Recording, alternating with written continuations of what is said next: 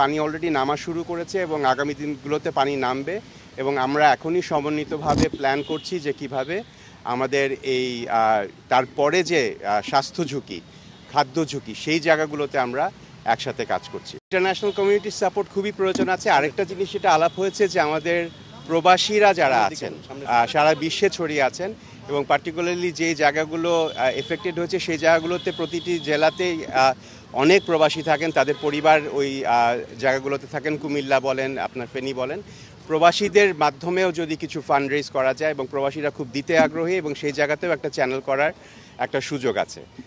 তবে definitely international fund mobilisation আমাদের করতে হবে। প্রধান উপদেষ্টা বলেন যে উনি আমাদের কাছ থেকে প্রথমে শুনতে চেয়েছিলেন যে উনি তো অবশ্যই অ্যাডমিনিস্ট্রেশন থেকে শুনছেন এবং এই নিডস অ্যাসেসমেন্টের একটা কাজ হলে তারপরে উনি ডোনারদেরকে ডাকবেন এবং একটা সমন্বিতভাবে একটা জয়েন্ট রেসপন্স প্ল্যান এবং ওটা রেসপন্স প্ল্যানটা হলে ওটা ফান্ড মোবিলাইজেশন কী ধরনের দরকার হবে সেটার একটা তৈরি হবে। প্রথম পর্যায়ে যখন পানি নেমে যাবে তারপরে দ্বিতীয় পর্যায়ে যে স্বাস্থ্য এবং খাবারের একটা সংকট দেখা যাবে সেই জায়গাগুলোতে কিভাবে আমরা একসাথে কাজ করতে পারি।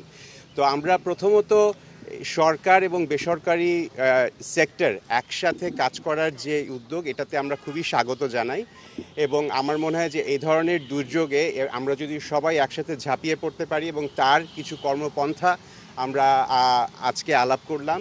এখানে আমরা যেটা বলেছি সেক্টর থেকে বিভিন্ন যে এখানে কোঅর্ডিনেশনের একটা বড় কাজ করতে হবে, পার্টিকুলারলি ন্যাশনাল লেভেলে এবং at the same time at the local district লেভেলে, জেলা পর্যায়ে। এখানে আমরা জানি যে বিভিন্ন ধরনের অ্যাক্টররা কাজ করছেন, সরকারি অ্যাডমিনিস্ট্রেশন থেকে কাজ করছে, আর্মি থেকে কাজ করছেন এবং বেসরকারি সংস্থা কাজ করছেন এবং নানা ধরনের ভলান্টিয়াররা কাজ করছেন এবং এদেরকে কিভাবে যুক্ত করা যায় এই কাজে, যাতে এই ত্রাণ কার্যটা অনেকটা কোঅর্ডিনেটেড মেকানিজমে যায়।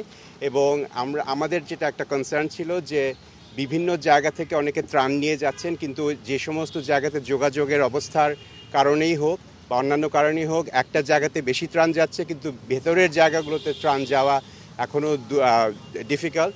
তো সেজন্য আমরা কয়েকটা আইডিয়া নিয়ে আলাপ করেছি। একটা হচ্ছে যে এগুলোকে জোনিং ভিত্তিতে ভাগ করে দেওয়া যায় কিনা, যেখানে একটা কোঅর্ডিনেশনের একটা মেকানিজমের মাধ্যমে এই জায়গাগুলো আরও স্পেসিফিক্যালি কাজ করা যাবে।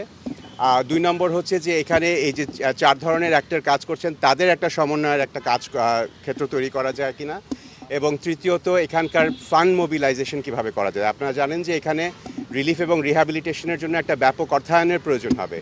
এখানে মাননীয় প্রধান উপদেষ্টা আমাদেরকে আহ্বান জানিয়েছেন যে এই জায়গাটাতেও আমরা একসাথে কাজ করতে পারি কিনা, এবং তিনি দাতা সংস্থাগুলোকেও ডাকবেন এবং তাদের সাথেও কথা বলবেন এবং এখানে ডোনারদের সাথেও যেটা একটা সমন্বয়ের সুযোগ আছে সেটা যদি আমরা সমন্বিতভাবে এনজিও সেক্টর এবং এমএফআই সেক্টর এবং অলসো সরকারি সেক্টর একইভাবে যাই এবং সেই জায়গাতে একটা কাজের ক্ষেত্রে আমরা একটা জয়েন্ট রেসপন্স প্ল্যানের কথা বলছি, সেভাবে যদি আমরা আগাতে পারি তাহলে এই কাজগুলোতে সমন্বয় অনেক বেশি হবে বলে আমরা মনে করছি।